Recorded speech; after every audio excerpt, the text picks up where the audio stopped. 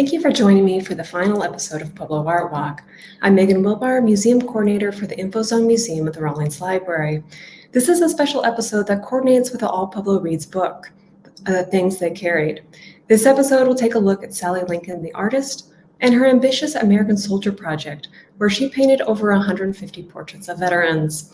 And thank you so much for joining me.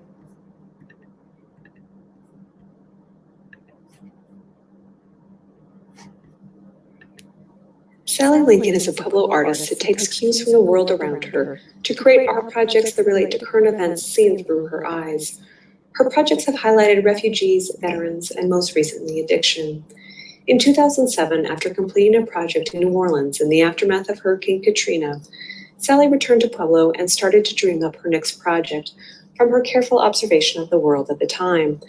This program will take a look at her work, American Soldier Project, where she created over 150 portraits of veterans from Denver, Houston, Austin, Oklahoma, and Pueblo. Her portraits were gifted to the veterans, but a record of them live on in her book, Sucking Up American Soldiers, in 2008.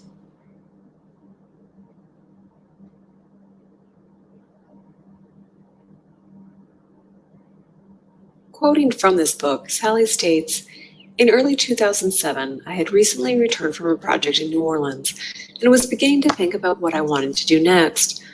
The newspapers were full of the war in Iraq, with the death toll of American soldiers just going over 3,000. Running errands on a winter day, I listened to a radio program about the role of combat medics in the conflict. The statistics presented in the clip were new to me. The ratio of wounded to dead in this war was a measure of the effectiveness of battlefield medicine. In World War I, for example, disease and infection claimed so many that the ratio was 1 to 1. For every soldier who returned home wounded, one died. With the discovery of penicillin, soldiers in World War II had rather better odds, at 3 to 1. By Vietnam, advances in medical technology had raised the numbers to 5 to 1. In Iraq, the report stated the ratio was over 10 to 1.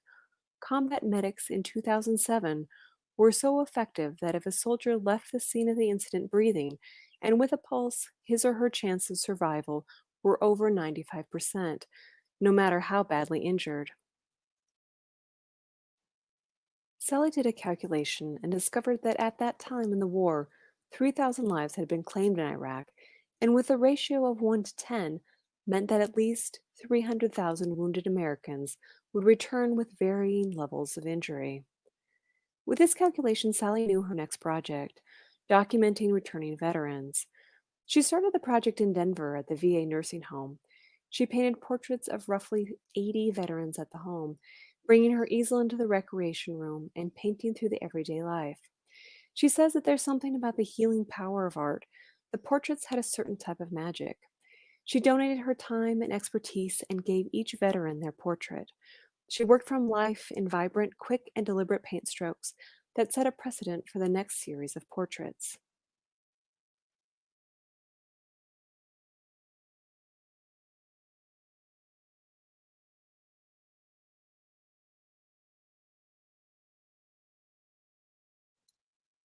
Next, Sally traveled to Texas and painted at both Fort Sam in Houston and a Wounded Warriors unit in San Antonio. In just 19 days, painting from 9 a.m. to 9 p.m., Sally was able to paint over 100 portraits of veterans and later traveled to Fort Sill in Layton, Oklahoma, to bring her portrait count to well over 150. She set up her easel and had time slots for the veterans to sit for her. She wanted to capture their state of transition from war, injury, and coming back to life. She painted a vast range of veterans, with some having careers in military and those who served for a shorter time. She painted from life and kept her questions to name, rank, age, and where did they serve. She welcomed other information, but let the conversation ebb and flow as she painted each veteran.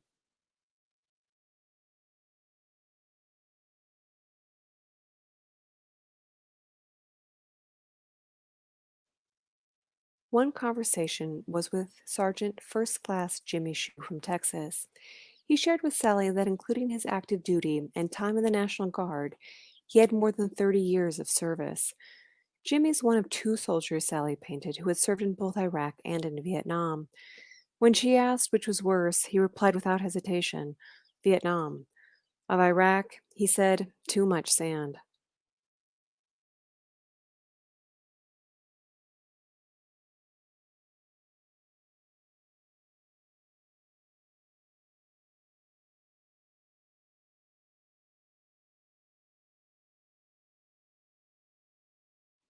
And this is Sergeant William McFarland, who signed up in 1977 and completed one tour of duty in Afghanistan and one tour of Iraq.